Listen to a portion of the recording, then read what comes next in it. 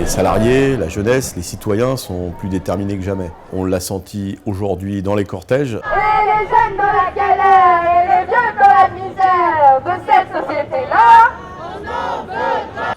Des grèves sont annoncées dans un certain nombre de secteurs professionnels, mais aussi dans des entreprises. Suite à des assemblées de salariés, nous allons donc pousser avec l'ensemble des militants, des syndiqués CGT, pour que ces grèves soient le plus larges possible.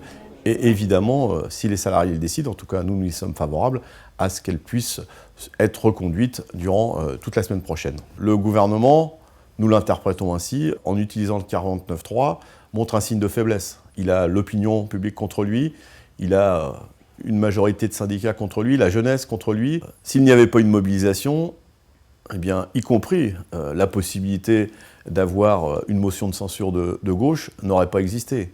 C'est parce qu'il y a mobilisation, parce qu'il y a mécontentement, qu'un certain nombre de députés prennent des positions qui s'appuient sur ce que proposent les syndicats et ce que contestent les salariés. Les procédures de l'Assemblée nationale, c'est une chose. Nous, ce qui compte, c'est que la pression, elle continue de monter.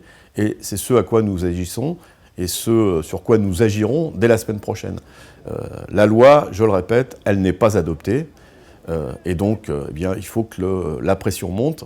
Et pour rappeler à ce gouvernement, et notamment au président de la République, que dans son programme, lors de la campagne électorale, il n'avait jamais dit qu'il s'attaquerait au Code du travail.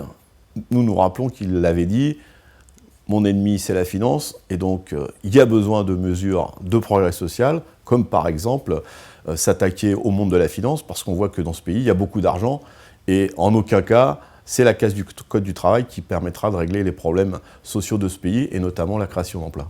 Et tous ensemble, et tous ensemble. On peut se féliciter que depuis maintenant plus de 2 mois, malgré des tentatives de division, je pense notamment à ce qu'a fait le gouvernement vis-à-vis de la jeunesse, en essayant de leur dire ce problème c'est pas le vôtre, et donc désolidarisez-vous des organisations syndicales de salariés. Eh bien, cette unité syndicale, elle perdure depuis maintenant plus de 2 mois.